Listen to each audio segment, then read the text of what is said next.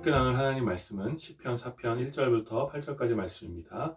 시편 4편 1절부터 8절까지 말씀 제가 봉독하겠습니다.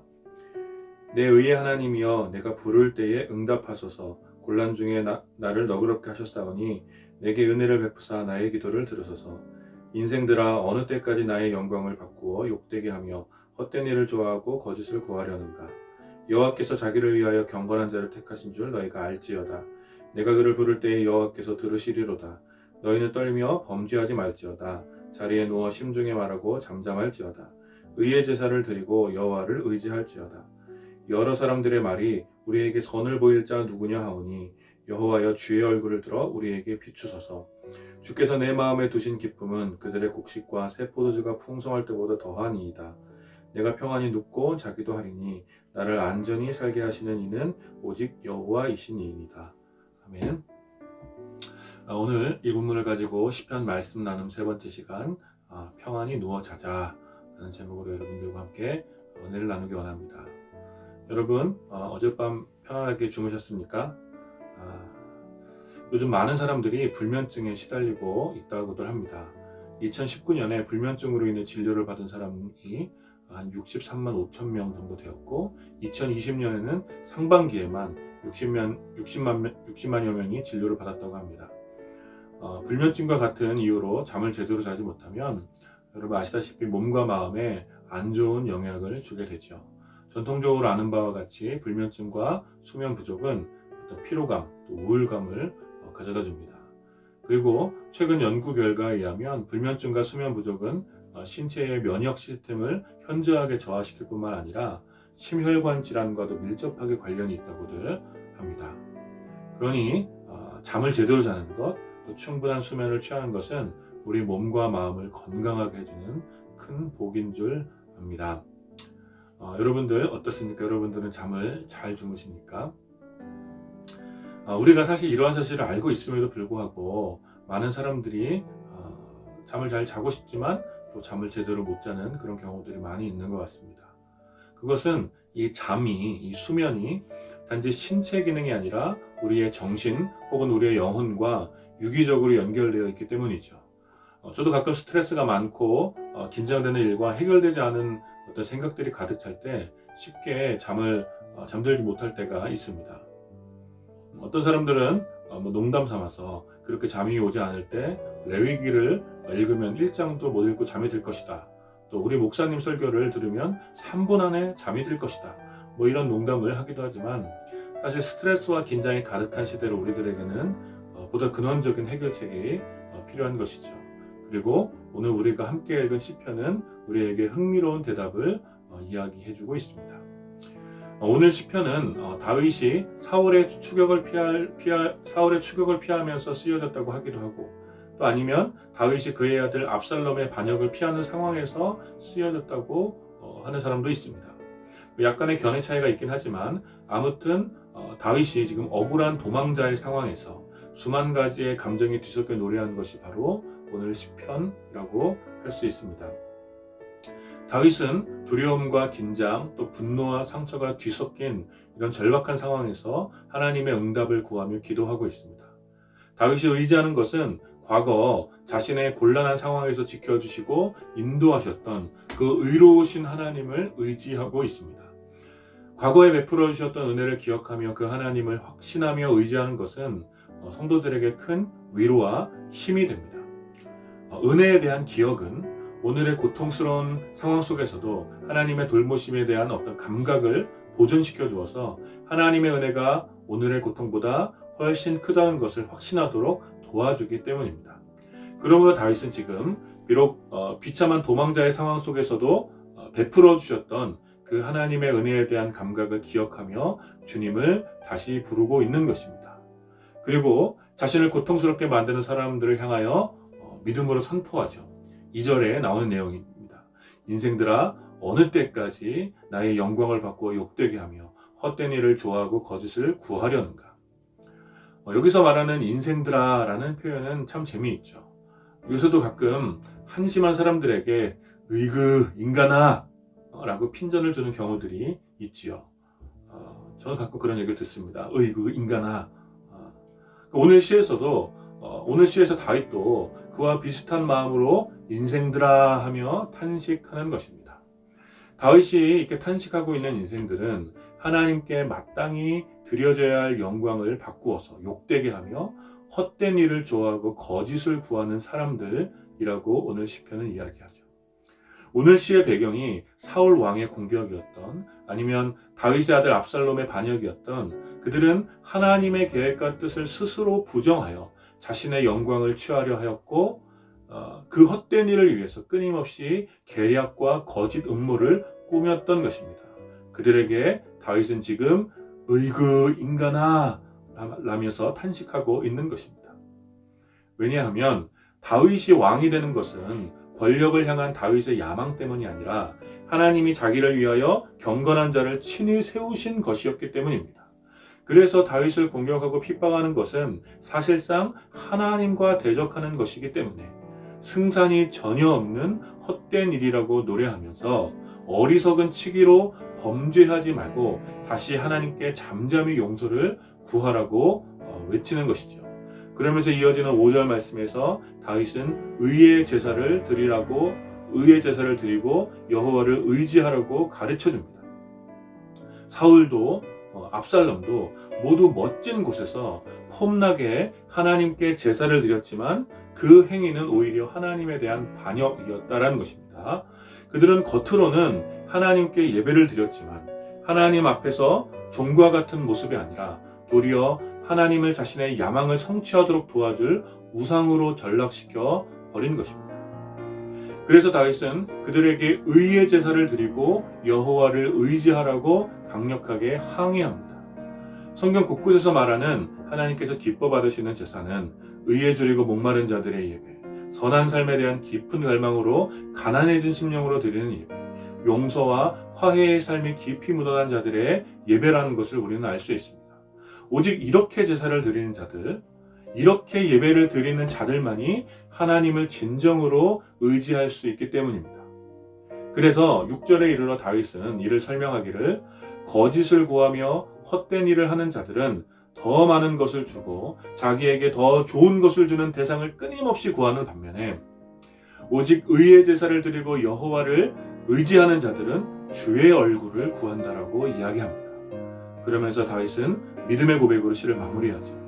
주께서 내 마음에 두신 기쁨은 헛된 일을 하며 거짓을 구하는 자들이 많은 곡식과 좋은 포도주로 인하여 기뻐할 때보다 훨씬 크다는 것이며, 이 거대한 기쁨의 결과로 어떤 상황 속에서도 편히 눕고 잘 수 있다는 것입니다. 편히 눕고 잘 수 있다는 것, 이것으로 다윗이 만족하는 이유는, 편히 눕고 편히 자는 것으로 다윗이 만족하는 이유는 하나님께서 자신을 안전하게 살게 해주시는 증거가 바로 그것이기 때문입니다. 이 시가 쓰여지는 다윗의 절박한 상황에서 온갖 부정적인 감정이 뒤섞이고 안전한 성을 떠나 거친 숲길을 지나는 도망자의 길이었지만, 다윗은 그런 상황 속에서도 평안히 눕기도 하고 태연하게 잘 수 있었던 것이죠. 왜냐하면 하나님께서 헛된 일을 하고 거짓을 구하는 자들을 부끄럽게 하실 것이며 다윗 자신을 안전하게 지켜주실 것을 믿었기 때문입니다. 사랑하는 여러분, 오늘 이 노래가 우리들에게 어떤 도전을 하고 있습니까? 우선 우리들의 고통의 날들 속에 하나님의 은혜에 대한 감각을 다시 기억해야 할 줄 믿습니다. 사람들은 자신에게 더 좋은 것을 주고 더 많은 것을 준다고 하는 사람을 의존하려는 그런 이기적인 본성들이 있습니다. 특별히 어려운 상황을 만나고 감당하기 힘든 고통을 당할 때 우리들은 쉽게 좋은 것을 줄 것 같은 사람을 의존하게 됩니다. 1997년에 개봉한 키아누 리브스와 알파치노가 주연한 데블스 애드보킷이라는 영화가 있습니다. 이 영화는 작은 시골 지역에서 총망받던 변호사 키아누 리브스였는데, 이 작은 시골 지역에서 총망받던 변호사가 알파치노가 운영하는 거대한 로펌에 들어가기 위해서 얼마나 쉽게 자신의 양심을 팔아버리는지를 적나라하게 보여주는 영화입니다. 인간의 탐욕과 허영심을 다루고 있는 영화죠. 대부분의 사람들은 고통에서 벗어날 수만 있다면, 또 성공을 할 수만 있다면 하나님의 은혜를 잊어버리고 더 많이 주고 더 좋은 것을 주고 더 높은 곳으로 올라갈 수 있다라고 유혹하는 그 탐욕의 자리를 거절하지 않습니다. 그래서 그 많은 소유와 더 좋은 것들과 더 높은 자리로 인하여 기쁨을 얻을 수 있을 것이라고 찰떡같이 믿으며 그렇게 살아가는 것이죠. 그러나 사랑하는 여러분, 더 많은 소유와 더 좋은 것들이 더 높은 자리가 우리 삶의 존귀함을 지켜주는 것은 아닙니다. 다윗이 거친 광야에서 도망자의 신분으로 밤을 지새며 가난함과 추위에 싸우며 비참한 모습으로 피난길에 있을 때에 다윗의 원수들은 그때 호화로운 성을 차지하며 좋은 것으로 먹고 마시며 승리에 도취해 있었지만 하나님의 자비로운 시선은 하나님께서 택하신 다윗을 향하고 있었던 사실을 우리는 기억해야 됩니다. 따라서 우리는 다윗의 존귀함이 다윗이 차지한 수많은 보물과 다윗의 어떤 용맹한 업적에 있는 것이 아니라 어떤 상황에서도 다윗을 지켜준 하나님의 자비로운 은혜에 있다는 것을 다시 기억해야 합니다. 또한 사울이 욕심을 따라 다윗을 쫓아버리고 평생 두려움을 시달려 살았던 것과 또 압살롬이 권력욕에 눈이 멀어 아버지 다윗에게 반역을 일으켜 성을 차지했으나 끝내 두려움에 사로잡혀 도망가다 나무에 머리가 걸려 비참하게 죽었던 것 역시 두려운 마음으로 함께 기억해야 됩니다. 그러므로 우리의 고통의 날, 우리가 의지하고 기뻐해야 할 것은 더 많은 곡식과 더 좋은 포도주가 아니라 더 높은 자리가 아니라 우리에게 한결같이 비추어 주셨던 하나님의 은혜의 얼굴인 줄 믿으시기를 축복합니다. 사랑하는 여러분, 무엇이 여러분을 힘들게 합니까? 어떤 고민과 어떤 고통이 여러분의 삶에 찾아왔습니까? 여러분 많이 힘드시죠? 여러분 힘을 내시기 바랍니다. 의로우신 하나님이 신실한 은혜를 여러분들에게 부어주시며 여러분들에게 주의 얼굴을 비추어 주실 것입니다. 거친 삶을 살았던 다윗의 평생을 지켜주셨던 하나님께서 어쩌면 광야를 지난 것 같은 여러분들을 지켜주실 줄 믿습니다. 여러분들 이 말씀을 의지하여서 이 하나님의 은혜를 기억하여서 다시 힘을 내시는 여러분들이 되시기를 축복합니다. 또한 오늘 시편의 노래는 우리가 드려야 할 예배가 무엇인지를 생각하게 해줍니다. 다윗을 괴롭혔던 사울도 또 압살롬도 하나님께 제사를 드렸던 사람들입니다. 그들은 이스라엘이 하나님의 백성이며 하나님 나라라는 것도 잘 알았습니다. 그들은 겉으로 하나님께 제사를 드리며 하나님의 뜻을 행하는 것처럼 보였지만 사실은 자신의 야망을 위해 불의를 행하며 하나님과 제사를 이용했던 것입니다. 하나님께서는 성경 곳곳에서 제사를 드리는 자들의 거룩함과 정결을 강조하셨지요.